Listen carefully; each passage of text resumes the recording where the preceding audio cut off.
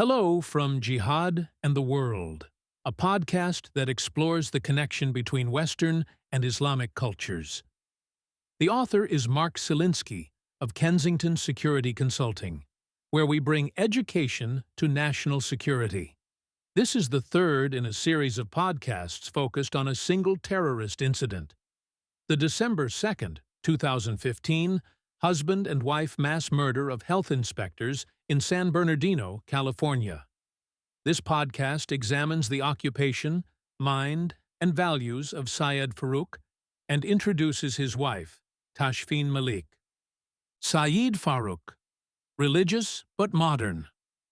All of these health inspectors worked with Syed Farook, and none expected him to harm them.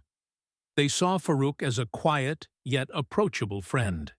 He smiled, but he didn't laugh, Christian Nwadike said.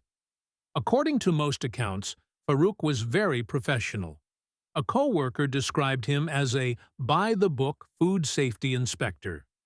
He graduated from Cal State San Bernardino in 2010 with a bachelor's degree in environmental health. Since then, he has inspected restaurants and more than 40 elementary, junior high, and high schools. Sue Ann Chapman, a cashier and waitress at China Doll Fast Food, a restaurant Farook inspected earlier this year, said he didn't seem unusual when he arrived. He was really quiet, Chapman said. He checked the food and said he was here because somebody complained. He looked completely normal. His co-workers appreciated Farook's gentle and cooperative manner. Patrick Bakari described him as sheltered and reserved, but always willing to assist colleagues. He rarely discussed his wife or family. Bakari observed that he seemed quiet and sheltered, mostly keeping to himself and seldom talking about his wife and their new baby. I thought I made a connection with him, talking about preparing cars and things like that. Asking some of his experiences, things like that, Bakari said. Usually, I'd greet him, and I wouldn't get anything back. It's like you're trying to start a conversation, and it just doesn't go anywhere or develop further. Fellow inspector Juan Espinoza shared his interest in fixing cars and would brainstorm ways to revive nearly dead cars. Some in the office teased him about his beard, but he usually shrugged off any jokes about this facial hair. A few office workers understood the depth of his religiosity and anger at U.S. foreign policy in the Middle East. A neighbor in Riverside described him as quiet but always polite. Maybe 2 years ago, 2013, he became more religious. He grew a beard and started to wear religious clothing, the long shirt that's like a dress and the cap on his head. He was not always very religious. Born in Illinois, Farook moved with his family to Southern California and settled in the working-class neighborhood of Riverside. The family was practicing Muslims and observed some unusual religious customs, such as slaughtering chickens and goats in their backyard. His parents' marriage was dysfunctional. His father was often unemployed or only marginally employed, and frequently physically and verbally abusive. His mother, Rafia, was involved in the local Muslim community and attended meetings at the Islamic Circle of North America. She held a clerical position at Kaiser Riverside. His mother was more religious and conservative than his father. His father did not regularly attend the mosque, but he adhered to Pakistani cultural traditions such as wearing the shalwar kameez. He had a degree in mechanical engineering, but worked intermittently as a truck driver. The family faced financial difficulties, filed for bankruptcy in 2002, and narrowly avoided foreclosure on their house. In 2006, Rafia filed for divorce. According to her, her husband was irresponsible, negligent, and an alcoholic.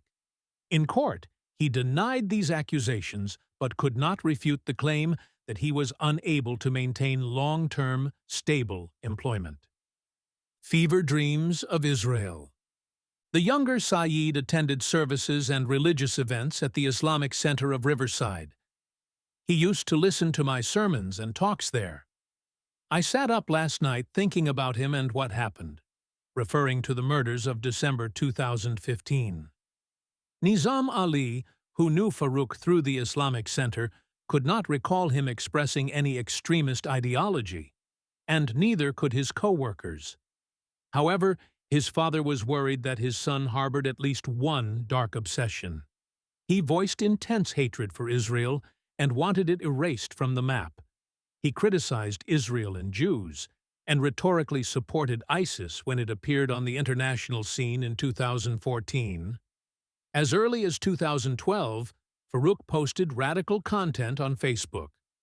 Christian Nwadiki, who worked with Farouk for 5 years, told CBS that his co-worker had changed since returning from Saudi Arabia.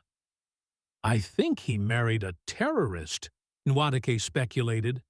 Aside from his occasional shrill rhetoric, Farouk was usually calm, measured, and often polite. Responsible and studious, he worked hard to put himself through college. He studied at community colleges and earned a bachelor's degree in environmental health science in 2010. Now, holding steady employment, he began to search for a wife and turned to Muslim Lonely Hearts dating services that reached singles worldwide. He described himself as coming from a religious but modern family whose values were an Eastern and Western mix. 6 feet tall, he enjoyed working on vintage and modern cars, and reading about religion, and liked to just hang out in the backyard doing target practice with younger sister and friends. He unscored his American citizenship on his posting. He was registered on at least 3 online dating sites. On ArabLounge.com, a site for Arab singles looking for dating, friendship, and love, Farouk described himself as single, Allah-fearing, calm, thoughtful, and simple. "I try to live as a good Muslim," he was casting about for a young woman who shares the same outlook. One who wears a hijab but lives life to the fullest. Behavior he disapproved of included dishonesty and impulsivity, particularly buying sprees. He listed his income as $30,000 to $45,000. He posted his hobbies as working on vintage and modern cars, reading religious books, and eating out on occasion. People at his mosque knew him by his middle name, Rizwan. He attended prayers twice a day, often alone, and left without lingering to speak for more than a few minutes. "He's a mosque-goer," a congregant said of Farouk. "He comes to the mosque regularly. Something might have happened to him mentally, physically, or whatever that made him change." He added, "I never thought of him as someone who is violent." His biography attracted the attention of a young woman who was born in Pakistan and raised in Saudi Arabia, and she would later become his wife. Tashfeen Malik responded, and they began an online courtship filled with numerous emails. Their attraction was immediate. They shared a common faith and a set of values rooted in core Islamic principles. However, few understood the extent of their radical beliefs or their support for Islamic militancy. In hindsight, the FBI determined that Farouk and Malik each became radicalized online as early as 2011. They were independently drawn to sermons and other materials posted online by al-Qaeda in the Arabian Peninsula. Early in their online communication, they discussed martyrdom operations and expressed their mutual disdain for the United States.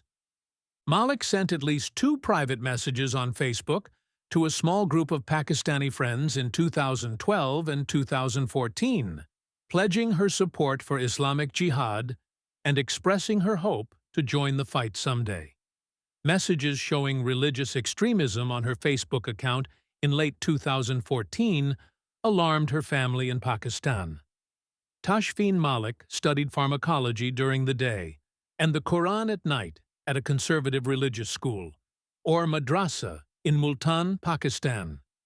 She never completed her pharmacy course, but was passionate about religious studies. Their courtship resulted in a meeting in Mecca, Saudi Arabia, in October 2013. Accompanied by his mother, Farouk went on his Hajj pilgrimage to Mecca, one of Islam's 5 pillars. Malik's parents lived in Riyadh, making it easy for her to go to Mecca. The suitor proposed to Malik the first time they met, and they got engaged.